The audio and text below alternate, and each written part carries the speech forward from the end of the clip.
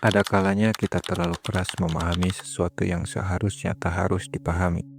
Kita ingin jawaban, kita ingin kepastian, kita ingin tahu kenapa seseorang yang dulu begitu hangat tiba-tiba menjadi dingin. Kenapa janji yang terdengar meyakinkan bisa dengan mudah dilupakan.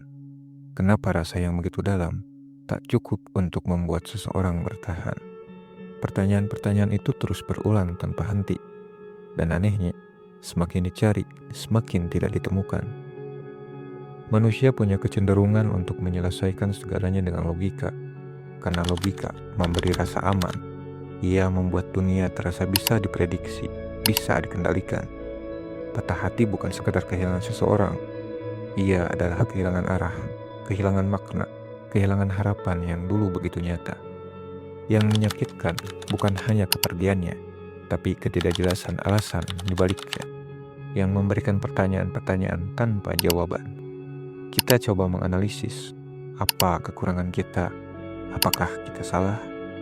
Namun, semakin dicari, semakin jauh rasanya dari penjelasan, karena pada akhirnya tidak semua yang dirasakan bisa dijelaskan.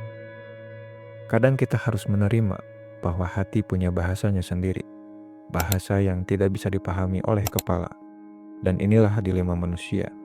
Kita merasakan dengan hati, tapi ingin memproses semuanya dengan pikiran. Kita ingin sesuatu yang runtut, masuk akal, bisa dijelaskan, bisa diurai. Tapi rasa kehilangan adalah pengalaman yang seringkali liar, tak terduga, tak terdefinisi. Dan itu membuatnya sulit diterima.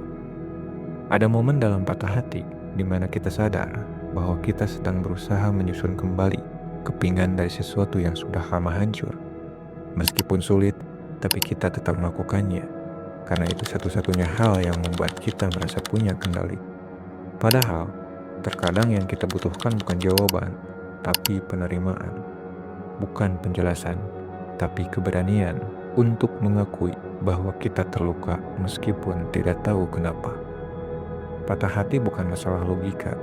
Ia adalah pengalaman emosional yang tidak butuh penjelasan panjang.